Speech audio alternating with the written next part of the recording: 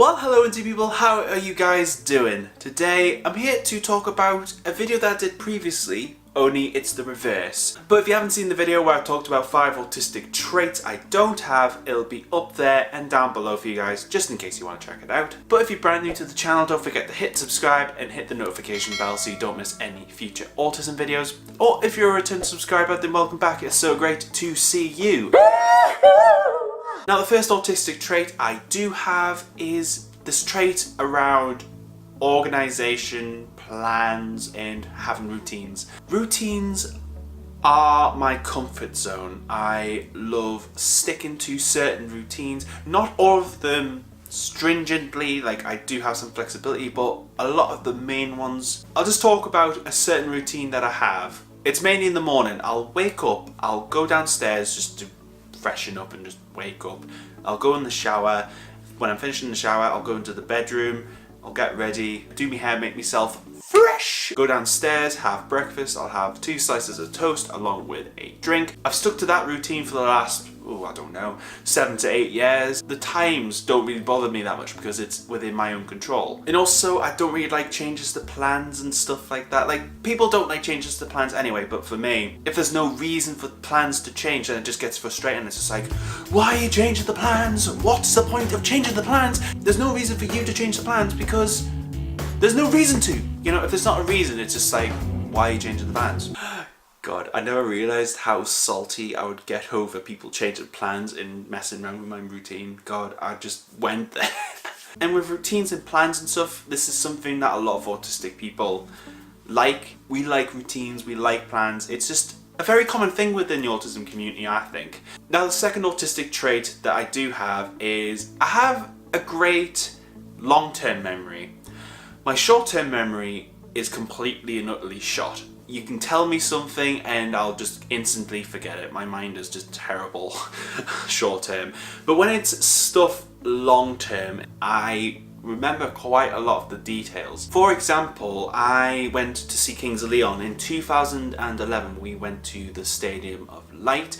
It was on the 17th of June 2011. I remember that day very well because me and my friend, we went to an arena in Newcastle to pick up Arctic Monkeys tickets for the following November. We went to have lunch at Subway, which actually had a promotional thing on because it was 5 years since Subway had opened or something. They were giving away free subs. We met up with another friend, we went through to Sunderland. We got to see a band called Mona, and then the White Lines. We got to see Kings of Leon, who started off with 4 Kicks. I can't remember the rest of the set list, but that was the first song that I distinctly remember them playing. Literally, guys, that might seem so insignificant, but I just remember stupid things from like years ago, and that's only one example. I think a lot of it has to do with enjoyment for me. If I enjoy a certain situation or I just remember it vividly, I'll be able to remember a lot of the details, such as the Kings of Leon gig. Now, the third autistic trait that I do have is attachment to objects. Now, this is a video in itself, but I wanted to talk about it here. Object attachment for me, it's more than sentimental stuff. You know, like wedding rings or necklaces, stuff like that. Like stuff like that I don't particularly care for. It's just stuff that means a lot to me, that holds a lot of, not necessarily monetary value, but just things that I become attached to. I have an object attachment to tickets, like gig tickets, bus tickets, especially if it's places that I know I'm going to. I like keeping those things because to me those tickets remind me of a time of my life that I just loved or just remember fondly. Also, for a number of years I had quite an obsession with collecting CDs. I really wasn't a fan of buying digital downloads. In fact, I don't buy digital downloads. I listen to all of my music on Spotify these days. But for years I would go to HMV, discount music shops just to collect CDs, even if it's CDs that I'm not necessarily going to listen to. I just liked the idea of collecting CDs, mainly because it's a physical thing. Like, I just liked the feel of a CD case. I liked looking in the book that comes along with CDs. See, like that sort of thing, people shouldn't be attracted to, but I'm just attracted to that sort of thing. And this is a topic I want to expand on more in a video on its own, because I think it needs more of a discussion really. Fourth autistic trait that I have is I love my own company. I like my own space. Often when you're looking into autism, one of the main things is kids getting into an activity on their own. They don't tend to mingle with other people. I don't mind interacting with other people and doing things with other people. In fact, it's something that we all need,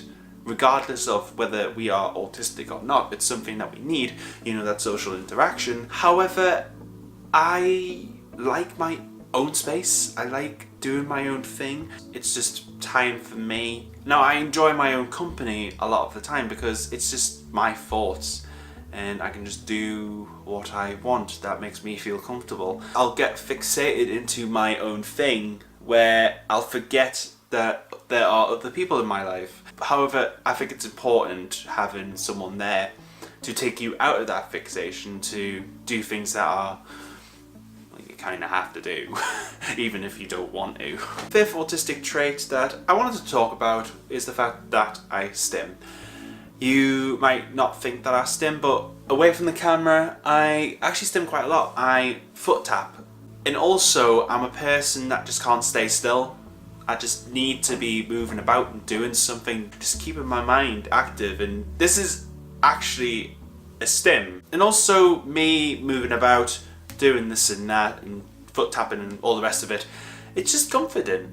I just like the idea that I can just move my body, and sometimes I don't even notice that I'm doing it either, which is quite freaky, but it's kind of cool at the same time. But no, stimming is a very, very natural thing. I made a whole video about stimming actually. It'll be up there and down below for you guys, just in case you want to check it out, because it's actually quite an important thing to the autistic mind, stimming, and it's something that we should be talking more about really, and learn about a little bit more, I feel. But I want to know from you guys, do you relate to some of the things that I talked about? Do you not relate to anything that I talked about, or some things, or this and that and all of it? Let me know down below. It'd be just great to have a conversation with you guys. If you enjoyed this video, guys, then please give it a thumbs up for me, subscribe down below and turn on the notification bell. Stay you, stay indie. I hope you have a great day, and I'll see you all very soon.